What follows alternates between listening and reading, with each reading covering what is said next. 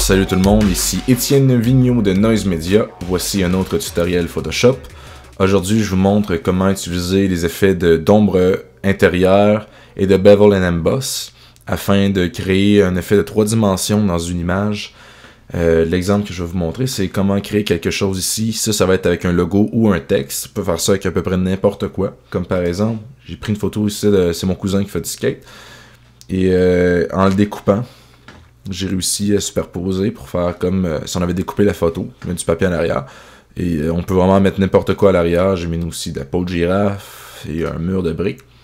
Alors c'est assez dynamique. Une fois que l'image est découpée, tout ce qu'on a à faire, c'est de superposer et incruster une image différente. Et l'effet d'ombre portée va toujours rester là. Ça fait vraiment, si on zoome comme ça, on peut voir qu'il y a vraiment une découpe. Comme ça ici, un rebord, avec une petite ombre à l'intérieur. Ça va être quoi qui peut être assez bien. Ce que vous allez avoir besoin, c'est d'une image de fond. J'ai pris un mur de ciment sur le site cgtexture.com. J'ai aussi un acier brossé comme ça ici. Et j'ai un logo. Vous pouvez prendre une image, n'importe quoi. Ce serait important soit en PNG, qui a une transparence. On va commencer ça. Alors, on va prendre un mur de ciment ici. On va cliquer sur acier brossé. On va décoller. On va le rapetisser ici. Et en pesant sur V, V c'est le raccourci clavier pour aller chercher l'outil sélection. On va glisser par-dessus. C'est ça qu'on veut. Sur ça, on va chercher le logo. Même principe, on décolle. On rapetisse. Et on le glisse par-dessus. Ok, c'est bon. Okay. On va commencer ça. On va commencer dans le fond par rapetisser le logo en faisant Command-T ou Ctrl-T si vous êtes en Windows ou en Mac. On va rapetisser. Pour garder les proportions, tenez Shift enfoncé. Okay, on va le rapetisser. Je tiens Shift enfoncé pour pas que ça fasse des trucs bizarres comme de même. On veut pas que ça fasse ça. Là, on va le centrer à peu près comme on le sent. On va dire peut-être un peu plus. Centrez-le comme vous le voulez. Une fois que c'est terminé, faites entrer pour valider. Là, on va continuer juste renommer les cales. Ça, c'est important de toujours renommer ces cales pour pas se perdre. Arrière-plan. Écrire acier brossé. Logo. Maintenant, on va prendre acier brossé. On va faire CTRL-T ou Command-T. Et on va le centrer pour qu'il remplisse bien le logo. Ok, là, moi, ce que j'aime, c'est une espèce de petite teinte de lueur qu'on peut aller chercher. Je vais le monter un peu comme ça. C'est bien. Et là, on va faire entrer, valider. On va prendre le calque et on va le glisser par-dessus le logo. Comme ça ici. Là, ça disparaît, mais pas de problème. On va tenir Alt enfoncé, on va en entre les deux. Et il y a une petite icône qui apparaît, on clique. Et là, l'acier est incrusté dans le logo.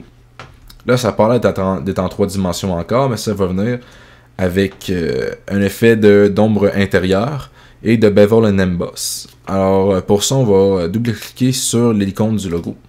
Il y a une fenêtre comme ça ici qui va apparaître. Alors, une fois que ça ouvert, on va commencer par faire un effet de bevel and emboss. Là, on voit déjà qu'il y a une espèce de petite profondeur qui se crée. Là, il faut juste se demander d'où va provenir la lumière. Dans ce cas-là, je veux dire que la lumière va provenir du haut. Alors, le rebord en bas, c'est lui qui doit être illuminé si la lumière vient du haut. Et celui d'en haut, c'est lui qui va être assombri. On va jouer avec la luminosité comme ça et on va décocher Global Light pour pouvoir mieux contrôler. Et là, je descends même en bas. Là, on voit que le rebord se crée. À peu près comme ça. On va l'utiliser à moins 90 pour ça va être très droit. Comme ça, c'est assez bien. Pour la profondeur, on va commencer par le style. On va mettre un emboss à la place. Ça fait de quoi de plus carré, plus propre. Étant donné que ça a l'air d'être coupé dans le béton, faut pas que ce soit trop arrondi, vraiment que ce soit coupé carré. Fait que pour ça, on va prendre la profondeur, on va monter ça au moins à 200%. Et au niveau de la grandeur, on va mettre ça à environ 3. Ok, c'est bon, ça s'en vient très bien. On va terminer avec ici pour le Shadow Mode, on va mettre l'opacité à 50%. Ok, numéro 1. Il nous reste juste à faire Inner Shadow, juste ici, qui est l'ombre portée intérieure. Et on va mettre une plus grande distance. Fait que si vous voyez comme ça ici, on va avoir l'impression qu'on décolle le mur de ciment de l'arrière-plan. Pas le décoller trop. Mettre environ 30. Et pour accentuer dans le fond l'éloignement, on va diffuser l'ombre. Pour ça, on va aller dans la grandeur juste ici, on va l'augmenter. On voit que l'ombre devient diffuse. Pour faire une bonne ombre diffuse, il faut que la grandeur soit égale ou plus grande à la distance. Fait que juste 30-30 comme ça ici, on voit que c'est quand même assez bien. Alors, je pense qu'on a fini pour ça. On peut faire OK. Et là, déjà, on a une impression de 3 dimensions. Là, il reste à faire les color correction et tout ce qui vient avec. Là, on va sélectionner l'arrière-plan et on va aller dans Lens Correction, dans Custom, dans la vignette juste ici, on va mettre ça à -100. Puis on va laisser ça à 50 comme ça ici. On fait OK. Là, on voit que ça assombrit. C'est ça qu'on veut. Là, maintenant, ce qu'on peut faire pour accentuer le contraste, on va créer un nouveau calque qui va apparaître juste ici. On va aller dans les outils Gradient. Fait que dans le fond, on voit ce que le pot de peinture. On le garde enfoncé, on choisit Gradient. Ça, on va cliquer sur le dégradé. On va choisir le contraire, dans le fond, celui-là. Il faut juste que ça parte du blanc. Et ça se rende jusqu'à noir, comme ça ici. On va choisir celui qui est en cercle. On va cliquer juste ici en haut, parce que c'est à peu près centré. Et on va garder enfoncé et draguer vers le bas. Ça fait comme ça ici, c'est normal. On va faire Multiply comme ça ici. Là, on perd un peu la texture de béton, mais c'est pas grave.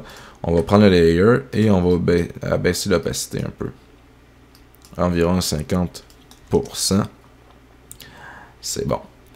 Ensuite de ça, je vais renommer ça lumière, par exemple. Ok. Maintenant, on va ajouter un calque de levels, comme ça ici, par-dessus tout. Et on va mettre un meilleur contraste que ça. Ça a l'air à peu près de ça ici. Une bonne lumière qui vient du haut. Good. Maintenant, on va aller chercher un color balance. Et avec ça, on va changer les couleurs. Fait qu'on va aller dans les ombres ici. On va mettre une teinte plus bleutée. Là, il est pas. Si vous voyez que ça devient vraiment trop saturé, c'est pas grave, on va changer ça par après.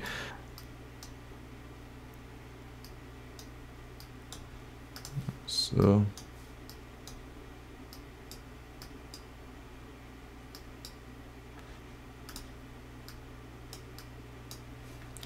Parfait. Et on va désaturer ça un peu. Tout ce qu'on a besoin de faire, par exemple, moi j'utilise souvent Black and White. Black and White et j'abaisse l'opacité. Comme ça ici. Environ 40%. Et voilà. Bref, ça ressemble à ça. Alors, c'est tout pour aujourd'hui. C'était Étienne Vigneault de Noise Media qui vous dit à la prochaine.